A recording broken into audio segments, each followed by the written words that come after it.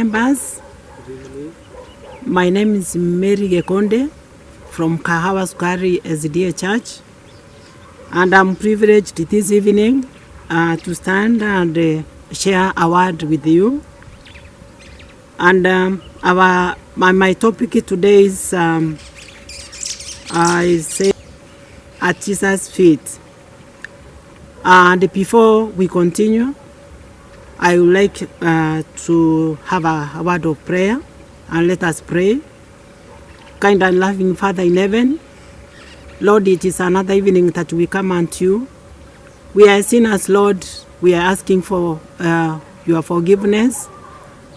First, we thank you, Lord, for your protection. We thank you for your guidance. And I thank you, Lord, because of giving me another chance of standing here and share your word with your children. And as we share, Lord, I'm asking for the Holy Spirit to be with us and guide us. And in everything that we do, Lord, until we finish, we come unto you. We pray and believe in Jesus' name. Amen. Our topic is at Jesus' feet. And before we read the verses, I would like us to sing song number 46 from the Nyimbo za Kristo, and I will want us to sing together. It goes: Mbinguni pake Yesu, maneno yake tamu, pali palipo heri, niwepo kila siku. Mbinguni pake Yesu, na kumbuka upendo na hisani vyake kwangu, vimenivuta moyo. Mbinguni pake Yesu, hapa palipo raha, pa kuweka dhambi zangu, palipo pumziko. Mbinguni pake Yesu, hapa nafanya sala, kwake napewa uwezo, faraja na neema.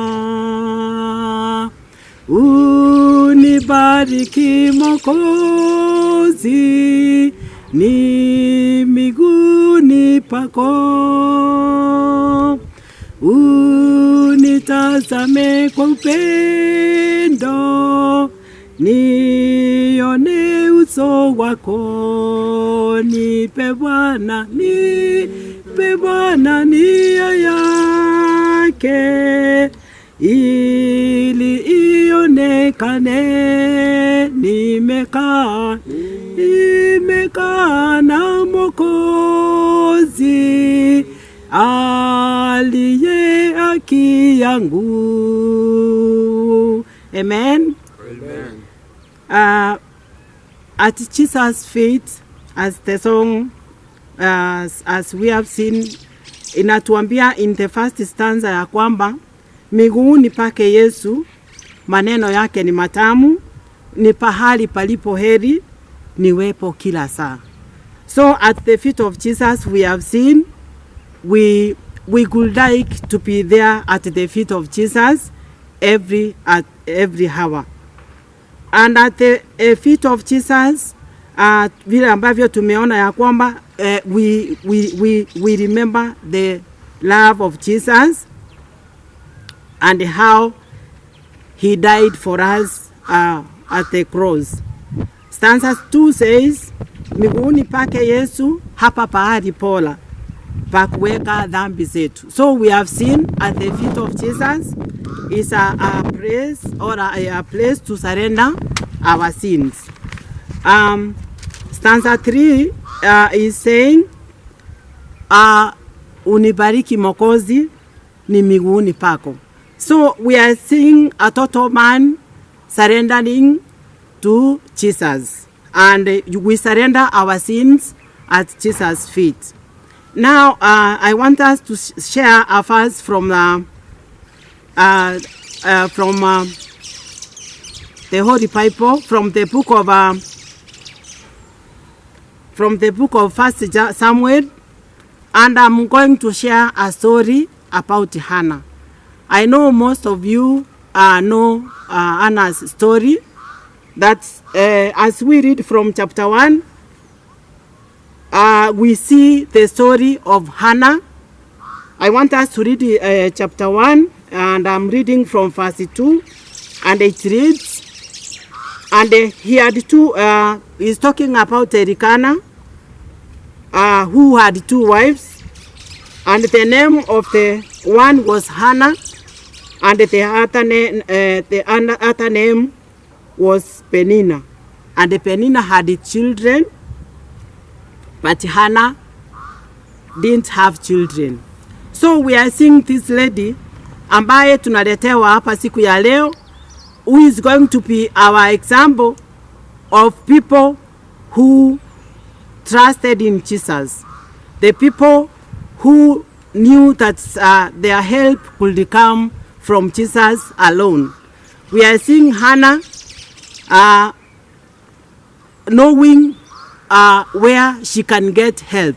And we are seeing Hannah praying day and night for God to bless her with a child. We see Hannah being a woman who was in a lot of pain, anguish, because we know women without children, or during that time, they were mocked, they were looked down upon, simply because they didn't have children. But Hannah could not take revenge. What he did, she cried to God. And we are seeing Hannah, God answering her prayer. And through what Hannah did, we can see God Hannah's deepest need met at the feet of Jesus. Amen. From the story of Hannah, we see Hannah promised God that if I get a child, I will get the child to your house. And indeed, we see Hannah, when God blessed her with a child, Samuel. Samuel was dedicated to God, and he served God in several areas. Like now, we can see Samuel as being a prophet. He was a priest, and serving in a military office. So we have seen that through prayer, through knowing Jesus Christ as your personal Savior, we have seen our needs are met. We are seeing we pray. We see Hannah praying with a lot of humility, and we see Hannah being blessed and God answering our prayers. Another person ambaye ningeweza tuweze kushare is Mary. Mary, as we read from the book of Luke chapter 10, I want us to read from verse 39 and to 42. And it reads, and she had a sister called Mary, who also sat at Jesus' feet and heard his word. But mother was cumbered about with much serving, and came to him and said, Lord, do you not care that my sister has left me to serve alone? Bid her, therefore, that she help me. And Jesus answered and said unto her, Mother, Mother, you are anxious and troubled about many things, but one thing is needful, and Mary has chosen that part which shall not be taken away from her. Amen. So Jesus is reminding Martha ya kwamba the path that Mary has chosen is the right path. Ya kwamba Mary chose to listen and to say at Jesus' feet in order to get the word of God. But Martha, we see her complaining. Like now, we know that our greatest need at the moment is, or the problem we have at hand at this time is we have corona virus, which has become a problem in the whole world. Do we get time to sit at Jesus' feet and ask him to help us or to heal our land as he has promised? So we are told or reminded ya kwamba tujisumbue na mambo mengi, maana as Mary chose to sit at the feet of Jesus, let us not go on complaining. Let us remember that even if we are going through this, we know that our Redeemer liveth, and if we go to him and ask him for forgiveness, he is faithful. He will forgive us, as he promises in the book of 2 Chronicles chapter 7 and verse 14. It reads, "If my people who are called by my name shall humble themselves and pray and seek my face and turn away from their wicked ways, then will I hear from heaven and I will forgive their sin and I will heal their land." So God has promised that if his people who are called by his name, if they will humble themselves and pray and seek. So number one, what are we supposed to do? We should humble ourselves. Secondly, we should pray. And thirdly, seek his face. Number 4, and we should turn away from our sins. God has promised that he will heal our land. So it is my prayer, brothers and sisters, ya kwamba tunapopitia the challenges that we go through, let us remember our Lord and Savior and know that his promises are always true, and ask him as he has promised. He has given us guidelines on what to do. So let us not forget and do our own things, but let us remember what God has told us to do and do it in the way that he has promised. So Mary tumemwona loved Jesus so much and he followed Jesus everywhere. Actually tunamuona Mary akimfuata Yesu mara nyingi, na katika function nyingi tunamuona. And finally tunaona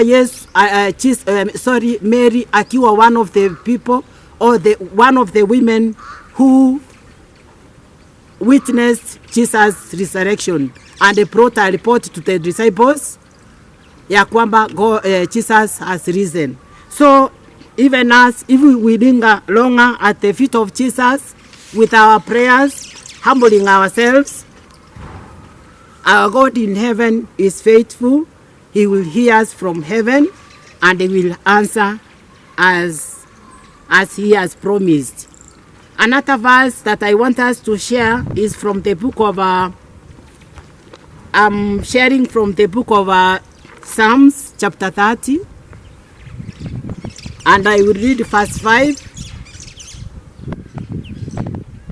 and it says, "For his anger endures but for a moment, in his favor is life.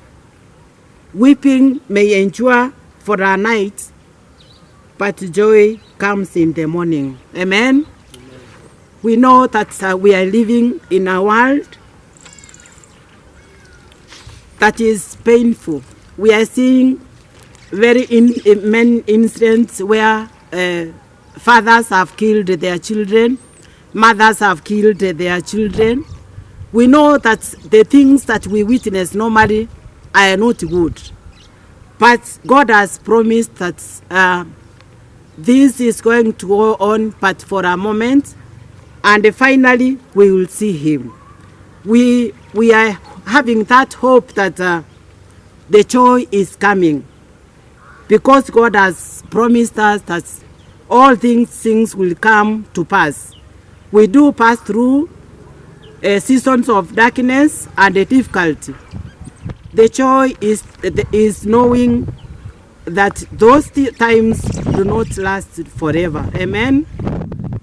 One day, at the appointed time, they will end, and we will celebrate. Amen.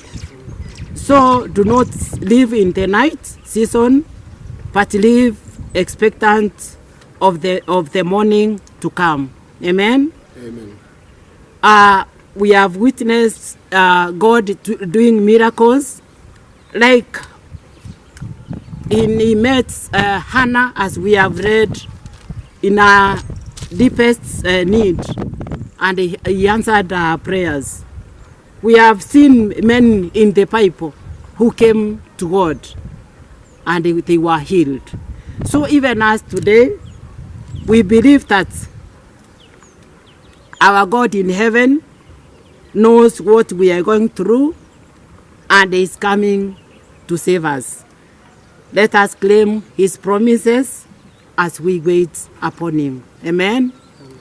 May the good Lord bless us as we continue to stay at the feet of Jesus, waiting patiently for his coming. Let us finish with a word of prayer.